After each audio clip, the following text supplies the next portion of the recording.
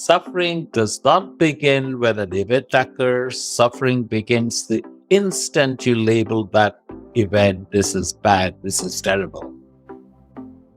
That's very important to remember.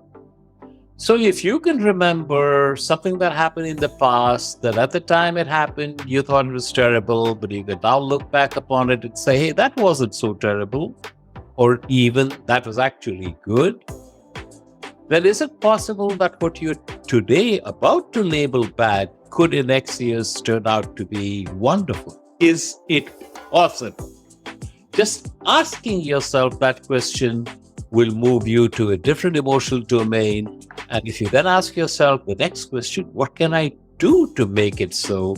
And you move seamlessly from the realm of despair to the realm of possibility. Hello, and welcome to the Conspiracy of Goodness podcast, where you'll hear one aha moment after another. There is an enormous wave of goodness and progress well underway in the world that almost no one knows enough about yet. It's so well hidden by the negative noise in our media that I'm calling that wave a conspiracy of goodness in our times. Yes, it is still an amazing world. And on this podcast, we're going to introduce you to the people making it that way. If you are tuning out the negative news more and more these days, this podcast can be the place where you get some connection to progress and remarkable inspiration, and you learn about the countless ingenious insights and ideas that are improving our shared futures right now. We have to know about the good news to think better thoughts and to have better ideas. So today, we're going to really give you a great, joyful hour. Today, we're speaking to Dr. Srikumar Rao, one of the people I follow meticulously. His work gives me so much peace of mind every single day. And once I turn you on to the way Dr. Rao helps us improve our way of thinking, I suspect that you're going to get the same joy from his insights as well. Dr. Rao is a sought-after speaker around the globe because he has perspectives that have the power to help us each make enormous leaps in our personal wisdom. Yes, I'm going big on that word, wisdom, right from the get-go here, not for dramatic effect, but because wisdom is Dr. Rao's specialty. More than 2 decades ago, he drove deep into many of the world's oldest wisdom traditions. And after leaving all the religious references behind, he kept the sage advice and the timeless logic. And he's been teaching these enduring perspectives ever since, all around the world. Harvard, MIT, Google, Stanford. He's written 4 books. He has a new book coming out that I'm really excited to read myself because I think it's right up the alley of our conversations and what I've found so helpful in the everyday perspectives that Srikumar elevates for me, raises. I could go on, but most importantly, I'm proud to call him my friend for the last 4 years. So welcome, Dr. Srikumar Rao, to the Conspiracy of Goodness podcast. My pleasure, Linda, and it is my privilege to call you my friend. I'm so delighted we were able to meet that day in Burlington. I never like it when podcasters go on for 5 minutes about how they met their guests or the last time they were at a party together or something like that. But Srikumar and I do have a very strange serendipitous story where he was coming to our neck of the woods in far, far, far north Burlington, Vermont to speak. And just weeks before that, he didn't even know that's where I lived. Just weeks before that, we met. And so our friendship began because I was actually able to go see him speak twice on his visit up here in the cold north, and then out to lunch and all the things, and it all unfolded. So sometimes the universe does work out in our favor, huh? Yes, big time. And I like to change the sometime to all the time, but we don't always recognize it. Okay, let's rewind because that is the first bit of insight that we all need to remember. Let's start right there, Srikumar. Expand on what you just said. What I mean is, and actually, I'm borrowing from one of the greatest scientists who ever lived, Albert Einstein, who said the most important decision you will ever make is the universe friend. Now, the vast majority of us believe that the universe doesn't know I exist and could care less. It's indifferent to us. Sometimes it seems to be working for us, sometimes it seems to be working against us, but essentially it's a random process. But what if the universe was aware of your existence and what if the universe was friendly? It was well disposed towards you. What if? Well, if the universe was friendly, why does it give me stuff I don't want? Friends don't shaft friends, do they? But, I want to travel and the universe gives me pandemics and lockdown. And, I want to grow my savings and the universe gives me inflation, which is eating away at my savings. Why does the universe give me stuff I don't want? But what if the universe gives you not what you want, but exactly what you needed for your learning and growth? Like you're a small child and you want a tub of ice cream and your parents give you fruit and vegetables. You don't want fruits and vegetables. You want a tub of ice cream. But the universe, in the shape of your parents, gives you fruits and vegetables. And it's only when you have a much higher level of understanding and appreciation and maturity that you can say, thank God I got fruits and vegetables. What if the universe was like that? Regardless of whether or not you believe regardless of whether or not the universe is friendly, if you believe the universe was friendly, your experience of life would improve dramatically. Okay.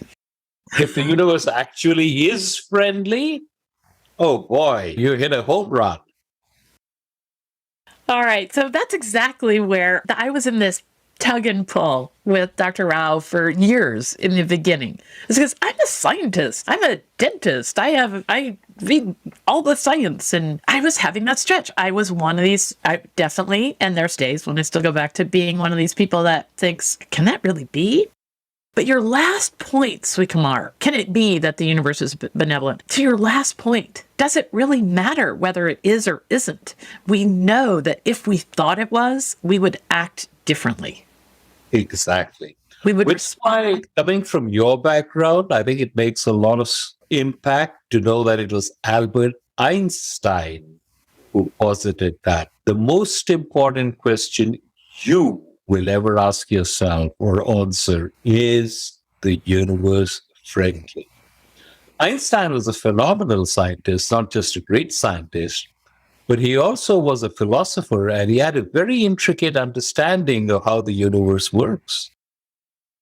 That sets my mind to spinning. And I want people to know right off, if you see me looking down and pen and paper, it's because I'm going to make special note of the moments when Srikumar has said something that we all might want to reflect on again. So you can find any of these kind of moments pretty well documented if you want to circle back to something in the show notes. Okay, so let's start right there. Srikumar, I went to your website and I was impressed by the first two questions. The very first things you posit with us is you ask, do you wake up in the morning effused with indescribable feeling of joy? And you ask, do you come radiantly alive as you move through your day? Okay, come on. Srikumar, is that possible? Is that possible in a world that's so full of doom and gloom? Absolutely, it is possible. Not only is it possible, but I would say that for you and everybody listening to this podcast, you ought to make your experience of the world like that. That is probably the most important single task you can ever set yourself. It is possible. You can get there. And the most important thing that you can do is work towards getting there. So that's where we're going to start today. Okay. So that's essentially what Srikumar has become such a resource to me and countless others, is that, I can't do this alone. I can't make that leap from all the doom and gloom that we hear constantly in the negative news cycle, and that my life I could wake up every morning effused with radiant, indescribable joy. That's a leap. I mean, I'm better at it than most just because of what I get exposed to at the Goodness Exchange, all the goodness in the world. But I need that extra.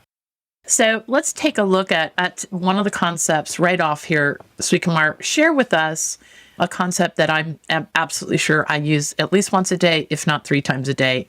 this concept of good thing, bad thing? Because I think it's like an umbrella concept over everything we're going to talk about.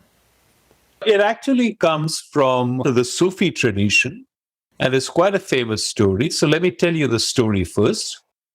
There was a man and his son, and they lived in a beautiful valley, and they were very happy. They were also dirt poor. And the man got sick and tired of being poor. He decided, I'm going to become a rich man.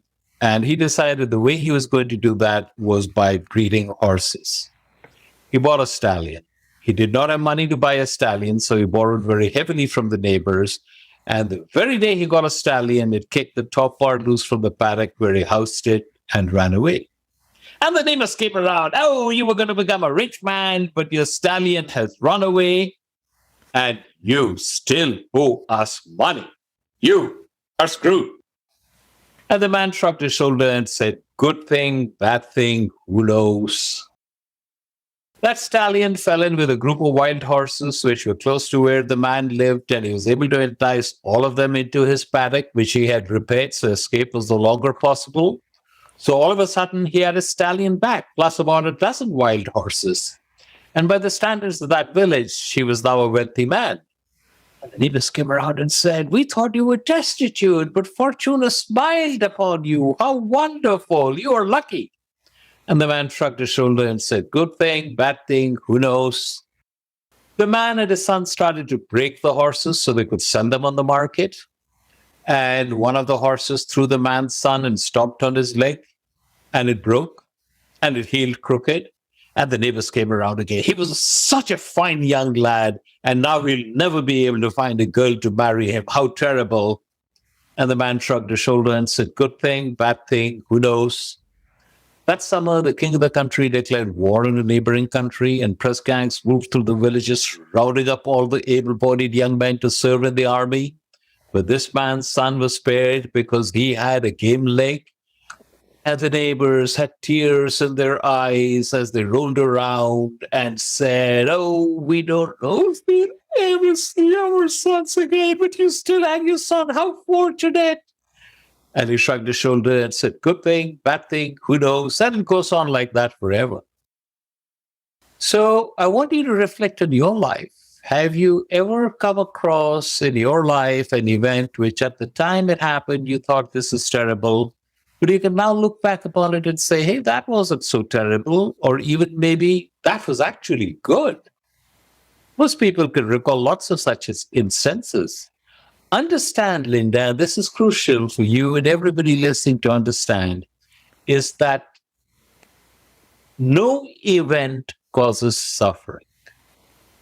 Let me repeat that. No event causes suffering. Let's assume you get fired from your job. You now have a lot of spare time. Maybe you never liked your job and now you can go get something that's more suited to you. But the moment you say, this is terrible, how will I meet my expenses? I have my mortgage payment due, this is terrible.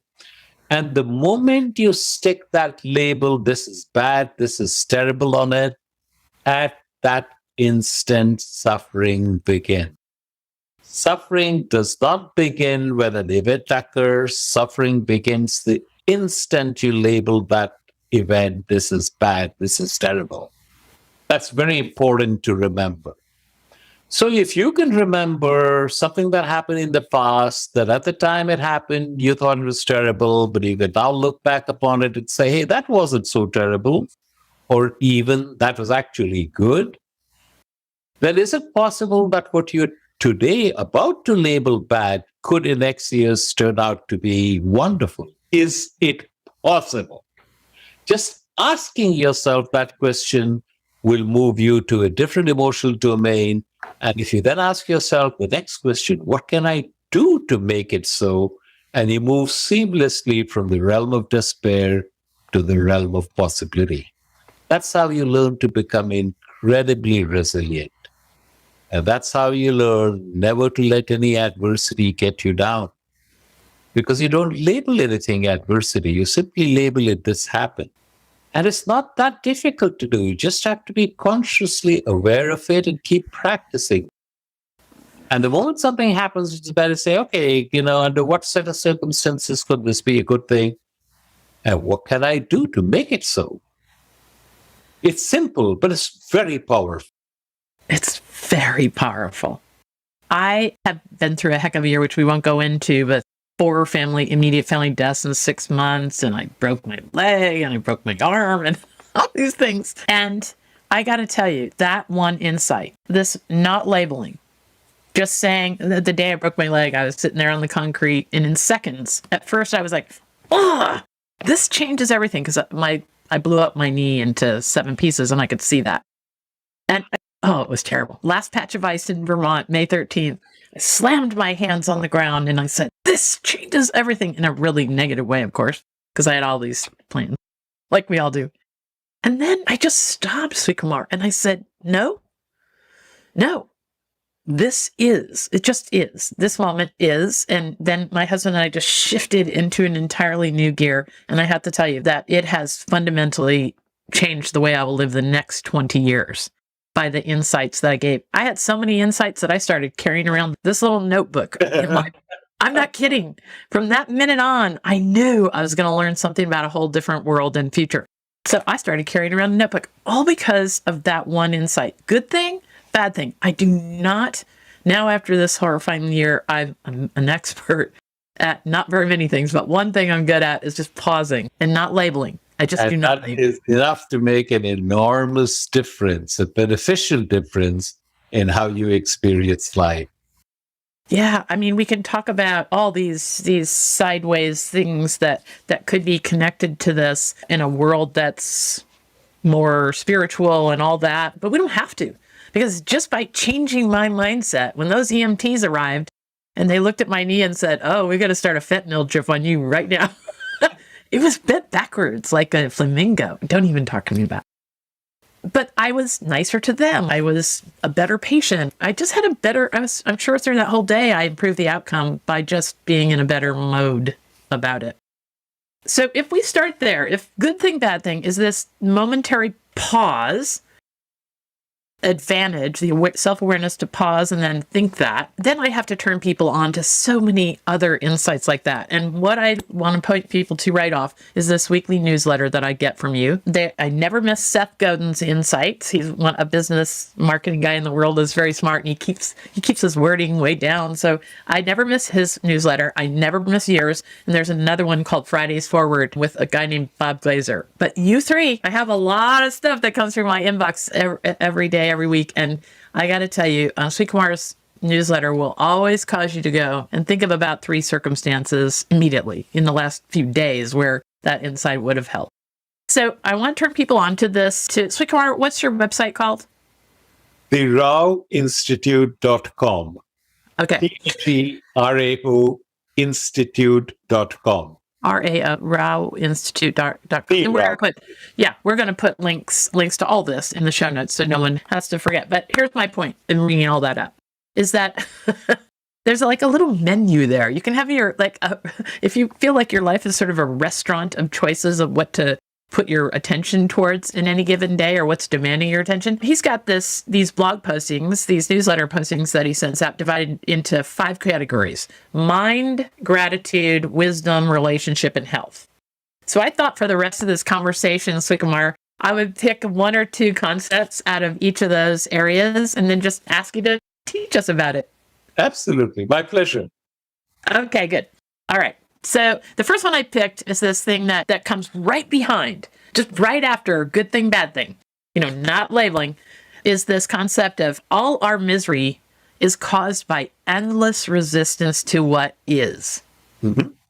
Yes. Okay, think about that. I mean, it's so foundational, but go ahead, talk to us about this insight. Oh, yes.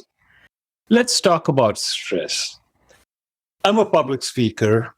And I've asked thousands of people on 6 continents, is there stress in your life? And most people report that there is more stress in their life now than there has ever been. So, of course, I ask him, why is there stress in your life?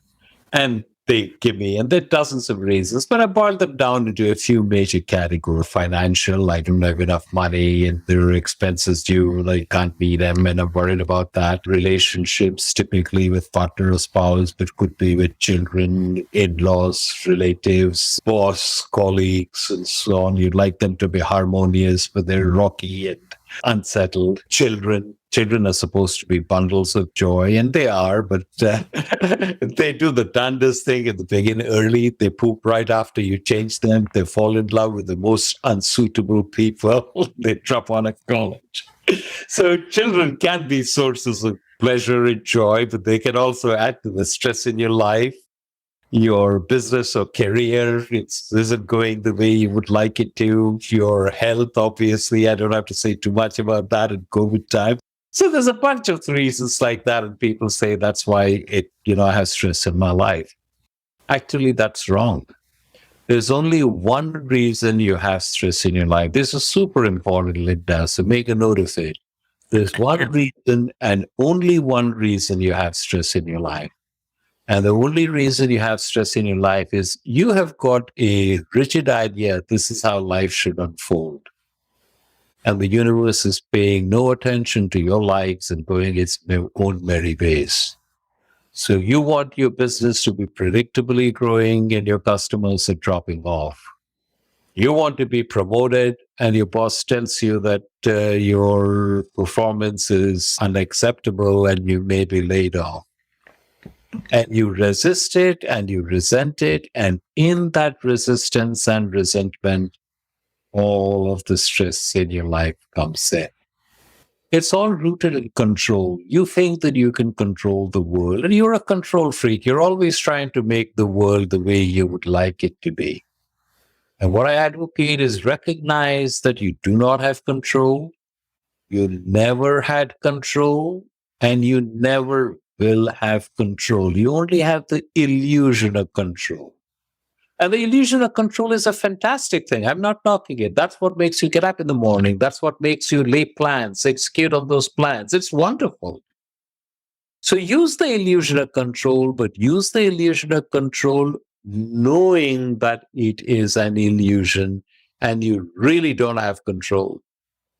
So when you use the illusion of control and it doesn't work, you say, yeah, this is the time the illusion failed. What do I do now? And you go on without missing a beat. But if you think you really had control and you find all of a sudden you don't, that's when you go to pieces. That's when the stress comes in your life. So accept up front that you do not have control, you never had control, you never will have control, but nevertheless act as if you had control, work according to that.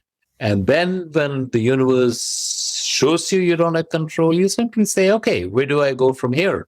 As opposed to go to pieces. Okay, this is, we've had no end to the occasions to practice this through the pandemic. Yeah. Everybody. Maybe we all got a little better at it. I mean, it must have been relentless if anybody's life was like mine. I actually thought about that a lot. And what I can say is some people got a whole lot better at it and some people went to pieces, literally.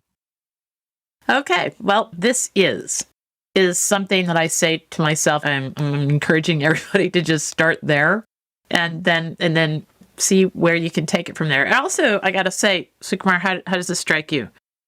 Saying this is like a fresh starting line for me.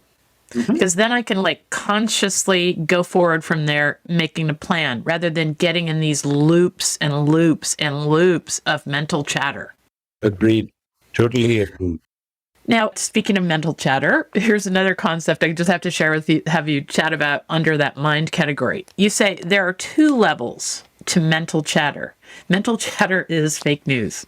See, tell me something. And mothers will particularly appreciate that. How many times have you bid goodbye to your child and, he or she is going on a journey or whatever, you say, please call when you get to your destination. And you never receive a call. And you say, oh my God, what happened? Did he faint? Did he get into a car accident? Is he on his way to the hospital? And so on. And finally, you said that there's a very mundane reason for his not calling, like his phone died or he forgot. And no matter how many times this happens to you, the next time it happens, you immediately go the same route again. I know a mother whose son is diabetic and he's now in his 30s, but every time something happens, she has visions of, oh my God, he went into some kind of a rhythmic disorder. He's down. Mental chatter is fake news. The problem is we believe it. You get fired and say, this is the end of my life. I'm never going to get another job. And what I do, you go into these death spirals. So remember, mental chatter is fake news. Don't believe it. In fact, don't pay any attention to it. We have been schooled to pay attention to our mental chatter. Everybody around us does that. We don't even recognize that it is mental chatter. We think it is me. We identify with it. It's just a thought in your head. It's not you.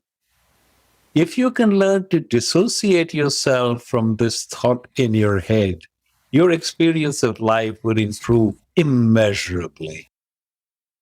Okay. So mental chatter sort of runs through the thread of all that we're going to talk about next. So hold that thought and let's go to gratitude, because here is a place where mental chatter seems to really challenge us. Like, you know how people say, oh, stop preoccupying on all the negative things. Just focus on what you have to be grateful for. You have a great newsletter posting that says, are you sick and tired of being told that you should be grateful for all the wonderful things in your life? Okay, because that's what happens. That's what people say. If you are complaining because your mental chatter is a runaway train and you're thinking, that's always what they say. You should think about all the things you have to be grateful for. Talk to us about gratitude. I want you to think of your awareness, Linda, and your awareness is like a flashlight. What does a flashlight do? A flashlight illuminates whatever you shine it on. In India, we call it a torch, but it's the same thing. So you shine it on the ceiling, it lights up the ceiling. You shine it on the floor, it illuminates the floor, right? Your awareness is like a flashlight, and I'll prove it to you right now. I want you to take your awareness, your flashlight of your awareness, and shine it upon the chair in which you are sitting. And the moment you do that, you become aware of the pressure of your buttocks on the seat of the chair. You feel the fabric or the leather pressing up against the back of your thigh, correct? Yep, absolutely. 30 seconds ago, you were not aware of any of this, but now you are. Why? Because you shone the flashlight of your awareness on it. So what do we typically do with the flashlight of our awareness? We typically shine it on the 2, 3, or 4 things that are wrong in our life. Even more precisely, we shine it on the 2, 3, or 4 things that we think are wrong in our lives, that we have decided is a problem in our life. And therefore, they expand and soak up all our emotional energy. And what about the 40, 50 things that are pretty damn good about our life? We never shine the flashlight of our awareness on it, so they slip by unnoticed. Terrible strategy. Flip it around. Consciously shine the flashlight of awareness on the many ways in which you're truly blessed. You got a broken leg, it's hurting, but hey, you also got access to a surgeon who will, hopefully, in a friendly universe, set it right 10 days from now. You have a bed to sleep in. You have a roof over your head. You know you're going to have dinner tonight. Don't ignore all of that. Shine the flashlight of your awareness on it. Just recognize it. And if you constantly shine the flashlight of your awareness on the many ways in which you're fortunate beyond belief, you will find that gratitude creeps into your life. You don't have to try to feel grateful. Gratitude comes into your life. You know, I've been saying a lot, and I've been noticing that some of the thought leaders, they use this as a strategy for advancing what they want to have an impact on. They have this real awareness that what we give our attention to expands. Yes, very much so. Very much And so. I just think that even as we run through just the topics that we've covered right now, if we give our attention to how a broken leg or a lost job or a teenager that made a bad decision, if we give all our attention over to all the bad things that could come of that, we never give our attention to all the possibility. In fact, in the conversation we were having before this interview started, and you mentioned, it's wonderful that I broke my leg because I really had to slow down after that, which I never would have done before. That's a perfect illustration of what I'm talking about. Yeah, I broke my leg so bad, my husband would set me up on my deck in the morning, and I was so fragile that I just have to sit there the entire day and watch nature unfold for 10 hours until he came home from work and moved me off the porch. And And a I tell you, experience, yeah. I learned a whole new appreciation for this concept of what we give our attention to expands. Everything from the hummingbirds to what phone calls I decided to really get engaged in and which ones I would ignore and so forth and so on. Absolutely. Yeah. Okay. So there's a little twist on this gratitude concept that I love. You made in a very recent post about how about just being grateful for gratitude's sake rather than making a list of what you're grateful for. What happens is it's a good idea to make a list and all of that, but that's a baby step. It's like having training wheels on a bicycle. You use training wheels until you learn to ride a bicycle and then you take them off. But one of the things that I do encourage persons who follow me, my students, and especially my coaching clients is whatever you're grateful for can be taken away from you. You're grateful for good health, you get hit by a truck, you become a quadriplegic. You're grateful for your financial success. Hey, one bad investment in the stock market, and that can go away. Talk to the people who invested with Bernie Madoff, for example. Anything you're grateful for can be taken away. So eventually you will get to the point, if you continue doing the exercise that I advocate, where you're not grateful for anything, you're just grateful. That is your emotional domain. You're just grateful, not grateful for anything, but just grateful. And it takes some time for you first to intellectually recognize that this is the way to go, and then to actually implement it in your life. So you get out, it's a beautiful day, and you're grateful. And you get up, and it's thundering, and it's rainy, and you're grateful. It is possible to get there. You just have to be aware that this is where you want to be. And the moment you become aware that this is where you want to be, trust me, the universe will get you there. That's lovely. I think it just ties into, we were talking about my broken leg, but you could almost tie that. I don't know, however, I could get over the loss of a child, but in almost any other loss, I could see my way getting there in the thought process. Mm-hmm. Yeah. With these, just the 3 or 4 little wonderful, not little, large pieces of wisdom that we've just talked about in the first half of this conversation. Don't label things good or bad. Just that is, listen to our mental chatter, be grateful just for the sake of gratitude instead of for the things that very well could be taken away. I mean, these are foundational. Okay. Okay. I like to make a small correction, Linda. Don't listen to your mental chatter. Observe your mental chatter and recognize that it is leading you astray. And you're not going to be led astray. That is so true. I want to turn people on to a really great TED Talk called, well, if you go to the Goodness Exchange, the mother website, the mothership to this podcast called the Goodness Exchange, and you put "What Fear Can Teach Us" in the search box, whoa, there is, I think, one of the top 5 TED Talks ever as far as insights that you can use every day, because this is it, right? We're listening to this mental chatter as if it were real, and it seems to scroll by so much that we accept it as the story when it could often be further from the truth. Yes.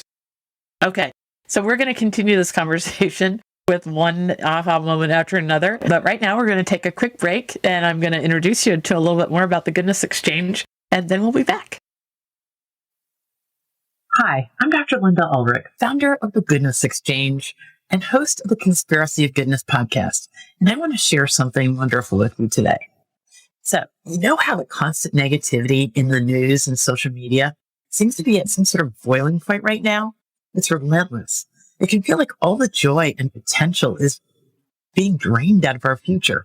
No, it doesn't have to be that way.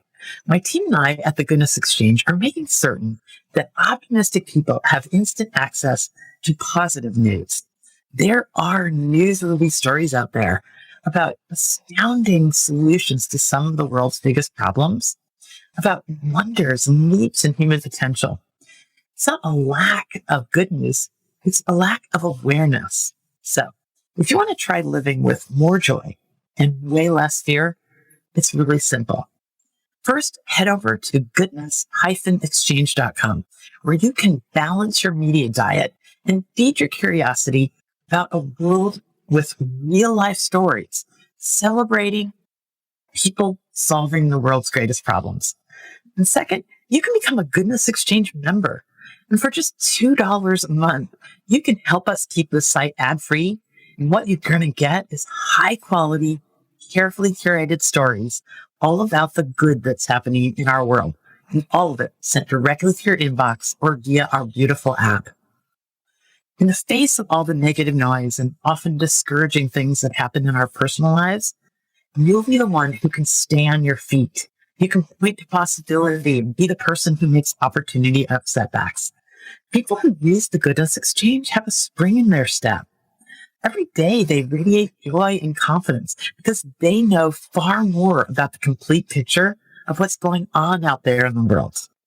You can do more and be more in a positive way for your kids, your coworkers, your family, and all the people around you, because you're going to be filled with stories of goodness, remarkable and genius solutions, and progress. Super simple to open the door to a new landscape of possibility for yourself and others.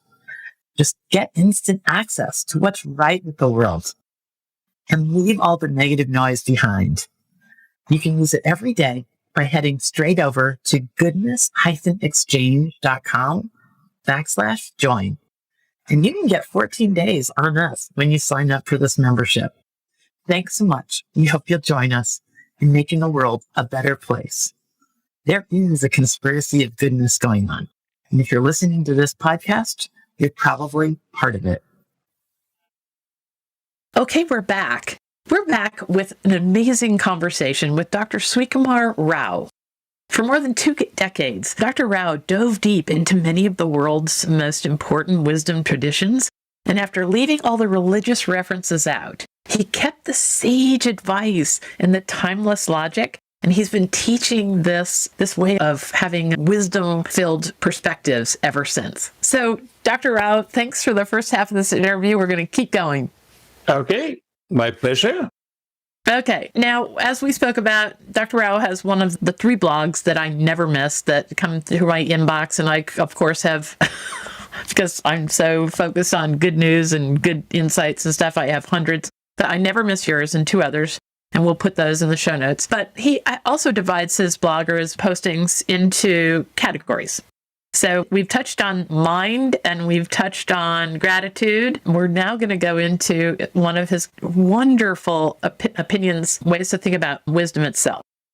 So here's a question that you have, a blog posting I'd love you to comment on. You say, a simple question. There is a simple question that will uncomplicate your life and let more joy pour in.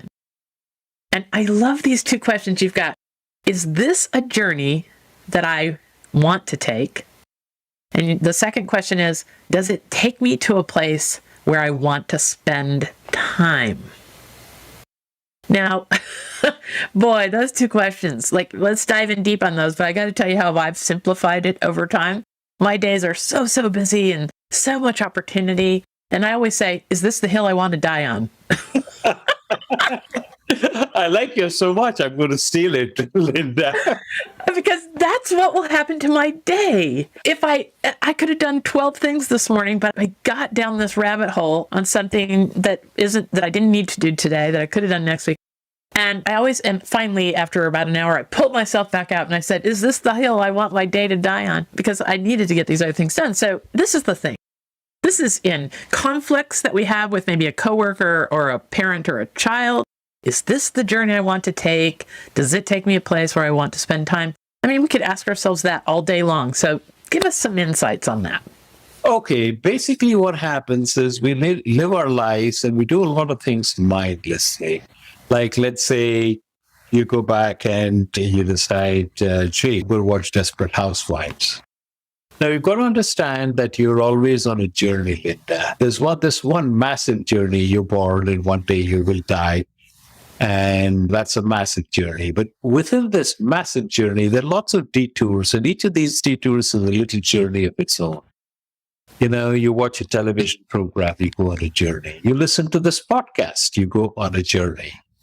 So let's say you go back and you watch Desperate Housewives. So you go on a journey where 40-something matrons are having affairs with 19-something gardeners while their husbands are having an affair with fashion models. You ask yourself, is this a journey I want to take? Does it take me to a destination where I want to spend time?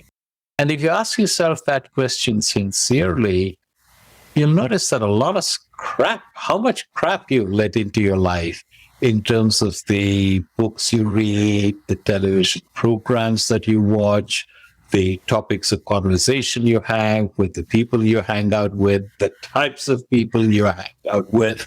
And you say, gee, no, this is not what I really want to do. This is not the hill I want to die on.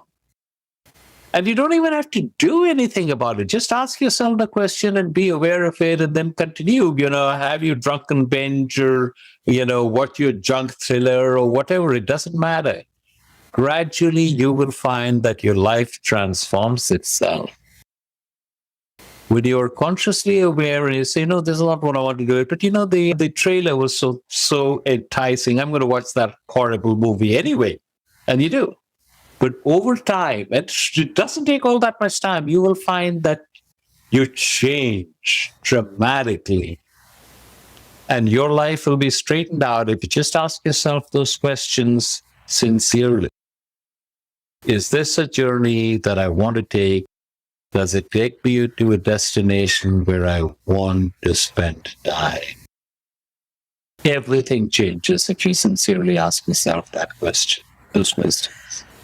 You know, when you're really zooming out on that concept, you can even say that at an intersection between your work and mine, is I'm always encouraging people to ask themselves before they post on social media, am I just adding to the noise? Or is this something that needs to be said? Does it need to be said by me? Does it need to be said right now? Like, again, if it's back to this moment of where we're following our impulses or our emotions over a cliff because somebody's made us really mad on social media or whatever, or let's say it's my brother and he texts me some crazy thing, I can ask myself right then before I answer back or before I tap in my answer on social media, I can say, is this a journey I want to take? And does this take me to a place where I want to spend time? Exactly. Because people are going to respond to my anger with their anger. And on it goes. Like, when do you get out of that? It's like absolutely never-ending cycle. Yes. Yeah, or with my brother, I'll tell you that. I've mentioned this before, but if somebody's missed it. I've started waiting on the 24. I've used a 24-hour rule with family members now in texts and emails. And I might even tap out the angry message I want. And that's how I learned this, is this the hill I want to die on concept. I tap out the angry answer, but in the moment, it feels like it gets off my chest, but I do not hit send for 24 hours. And I almost 99% of the time never hit send because the next day the person's gone and done something really nice or the circumstances have changed or I learned something that makes their opinion sound more valuable. Absolutely. Yes. Yeah. Okay. So we can all work on that. All right. Here's a little bit of a sideways connection to that I really love that you recently wrote about. I have this tendency to want to be the police officer to the world. If I get really bad service at Best Buy, or if I have somebody pass me going 150 miles an hour on the highway, I want to call the state troopers and give them their license plate. I just have this impulse to, I don't know. Anyway, you wrote this incredible posting about who makes the decision. And I tell you, I sat there and I read that thing, and I think it was free. I think I was free forever from this need to stay engaged in the disappointing interactions I have with businesses and others. Talk to us about who makes the decision. This is a piece of sage wisdom that I got from Marshall Goldsmith, who is probably the world's most famous executive coach. And he's been a friend and colleague for 2 decades, and I've certainly benefited immensely from his sage wisdom. So what he said, and this is so true, is every decision is made by the person who has the power to make that decision. Make peace with it. Every decision is made by the person who has the power to make that decision. And then so liberating. We rail against things that people do. And it's silly because that decision was made by the person who had the power to make that decision. And if you didn't want that person to make that decision, you have to ask yourself, am I willing to do whatever is necessary to make sure that it is a different person in that position? And the answer is either yes, in which case you go ahead and make sure that you're trying to change the world the way you would like, or the answer is no, in which case you say make peace with the decision. You give this great advice always at all times. Every decision is made by the person who had the power to make that decision. You simplify your life so much and you take so much of the stress away. You give this great example of wanting more butter. That's really funny. And I actually used it as a story in my public talk. So these were the early days of America. The French ambassador to the United States was visiting there, and they went to a hostelry in New York, and the waiter gave him a slice of fresh baked bread and a pat of butter. And the Frenchman said, "Can I have another pat of butter?" And the waiter said, "No, it only comes with one pat." And the Frenchman got angry, and he had a pompadour, and his face got red underneath that, and his frock coat swelled, and he berated the waiter. He told him how important he was, and he asked him, "Do you know that tomorrow your president is going to be having dinner with me?" And the waiter listened to all of that. And then he said, "Do you know who I am?" And the ambassador said, "No, who the hell are you?" And the waiter said, "I'm the guy who hands out the butter."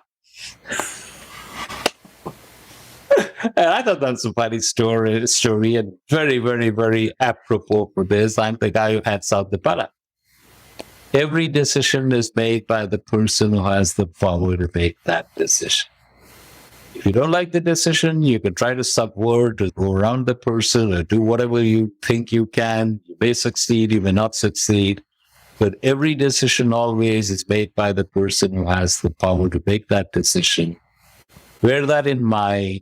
In your own organization, make sure that the people who make such decisions are people who have the set of values that you would like to be emblematic of your organization. And outside, recognize that's what's happening. I think it's a freeing perspective for all of us as consumers.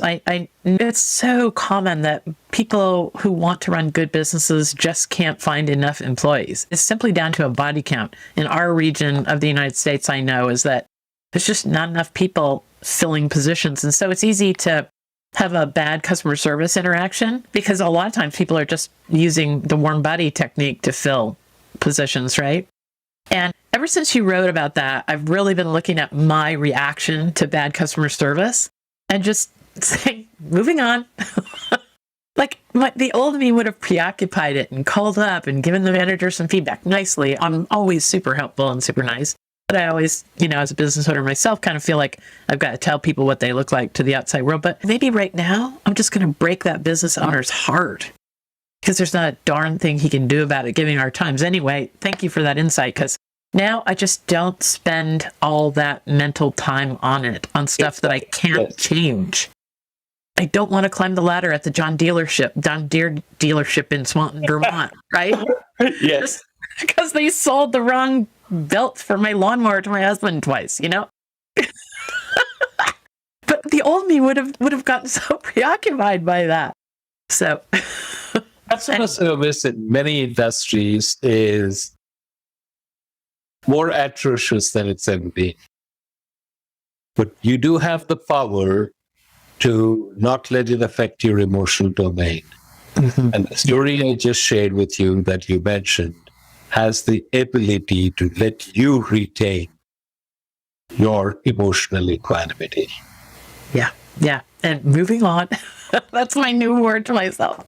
Okay, so we can't wrap up this interview without talking about something from your relationships category. Now, I still have, I got to tell you, 6 more questions that we didn't get to. So we might have to have a part 2 for this and let it happen sooner than 100 episodes. I want folks to go back. And I believe, we'll put it in the show notes. I think Srikumar, my last interview with Srikumar was episode number 5 of the Conspiracy of Goodness podcast. But then we weren't doing video, so that's an all audio interview. And it is just beautiful too. We'll put it in the show notes. But let's not let 100 episodes go by again. Srikumar, we might get to those other 6, but I want to wrap up with the relationship insight and a bit of wisdom from you. So you say in one blog, if I could just get him or her to change, then things would be okay.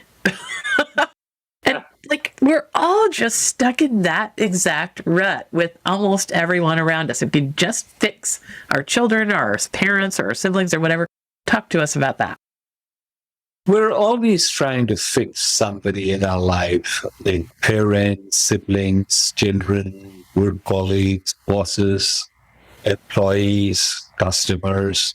If only they would do things. And what we're really saying, if only they would behave the way I want them to, then it would be so much better. And we arrogantly think that I'm a reasonable person, so not only would it be better for me, it would also be better for them. So I'm doing it altruistically in trying to change them. Now, let me ask you a question. How much luck have you had fixing someone who doesn't want to be fixed? Probably not a whole deal, right? I spent 3 decades trying to fix, 4 decades trying to fix my wife, and I haven't succeeded. Neither has she. The point is, as I said before, and we talked earlier in this interview, you do not have control, you never had control, you never will have control. So by all means, try to fix people, but recognize that you may not succeed. In fact, you probably will not succeed, and that's okay. Your benefit comes from your pure, good-hearted intention of trying to fix. And if it doesn't work, fantastic. If it works, fantastic. There's a very powerful exercise which comes from the Buddhist tradition. And basically, it says everybody in the world is a bodhisattva, fully realized being who has taken life in this incarnation purely in order to help you grow. So that cantankerous, obstreperous, thoroughly unreasonable boss that you have is actually a kind, generous, wonderful angel who has taken birth to teach you something. And your spouse, who has just consulted a divorce lawyer who threatens to take you to the financial cleaners, is really trying to help you grow. Vividly imagine that everybody that you meet is a bodhisattva whose sole intention is to help you grow. It's a very difficult exercise to pull off, but boy, is it powerful. So you look at all the toxic people in your life and the resentment, the anger, the frustration drop off.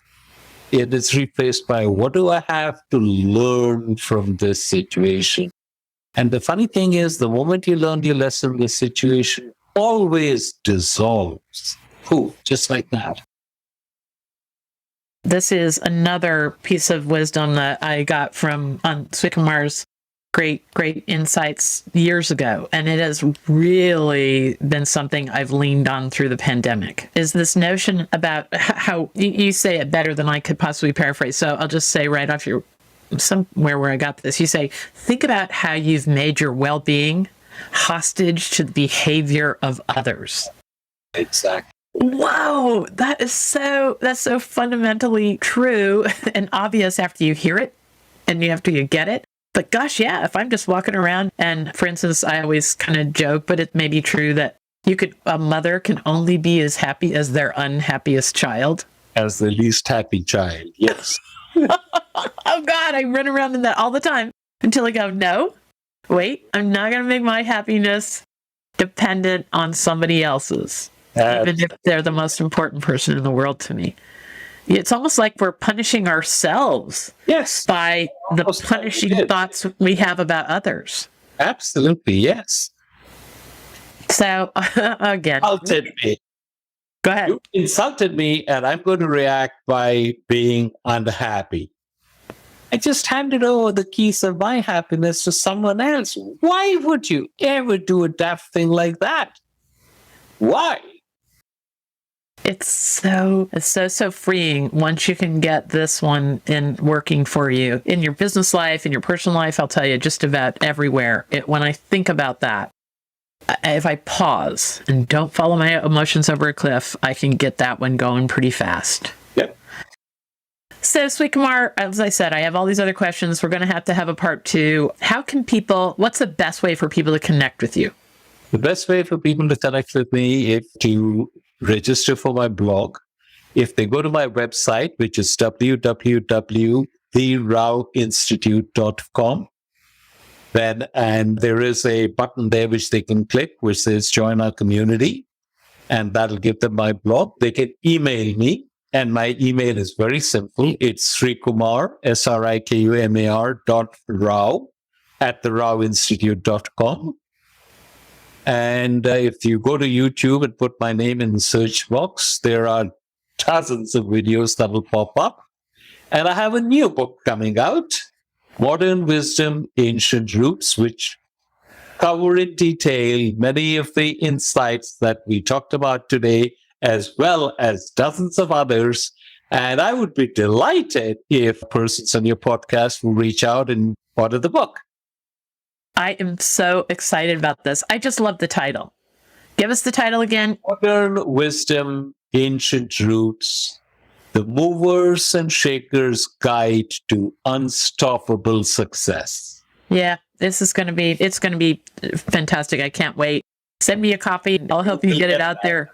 You will get that. All right. Well, you can see how over the top I am about Srikumar's work. Listen, finding a way to get good news to rise to the top of the internet, which is what I've done for a decade, has not been an easy go. Even in the world where everyone says they want good news, it has been a rocky road, just going from dentist to learning how to be a tech internet mogul. And Dr. Rao has been there every step of the way for some of the hardest parts. And these insights have really served me. So if I sound a little bit over the top for Dr. Rao's work, I am. I'll just own it. Thank you very much, Linda. Okay. Have a wonderful day, and everybody listening to this podcast as well. Okay, well, and he truly means that. He's one of the most generous of spirit folks I've ever come across. So for more information about anything Srikumar and I have talked about, from that TED Talk I mentioned to the blogs and the links and all the things, you can just go to the show notes. Everything's going to be there. We have a great podcast producer who does that for us. And do give them a link to my TED Talk, because I also have a TED Talk on happiness. So. Oh, absolutely. I'm going to have Brittany do that. Just come a little bit of the first few pages of a Google search so people can have quick access. I know which ones of mine are my favorite too. So I'll make sure those get in there. There'll be a ton of stuff in there for folks. Ciao, Linda. Okay. Have a great day. And I'll finish up the podcast without you, and you carry on. Okay. Bye. So thank you so much for joining us for this special episode with Dr. Rao on the podcast. At the Goodness Exchange, we're really trying to elevate the thoughtful, measured, helpful voices in the world. I'm concerned that what rises to the top of the internet is based on some who can shout the loudest or who can be the outrageous. But there are so many people in this world doing good things, bringing fresh insights to the table like Srikumar, and that's what the goodness exchange is all about. So if you want more connection to goodness and progress, and maybe you've turned off the news entirely, don't forget that you're not getting any of the good news either when you do that, even though good news is rare. But at the goodness exchange, you can have instant access to perspectives and people and projects that are really changing the future. So join us there. Also, if you can, please rate this podcast if you enjoy it and share it with friends. We find that word of mouth is how this podcast is growing. Folks get so much of a charge out of it and a spring in their step that people tell me all the time they listen to episodes a few times. And it all matters that we share the goodness we come across. We can open a new era, and I'm hoping that we're leading the charge with the conspiracy of goodness. If you're listening to this podcast, you're probably a member of that wave already. So thank you. I hope the connections we shared with you today carry you through your week and you start finding all the wonder that Srikumar and I were talking about. Have a great day.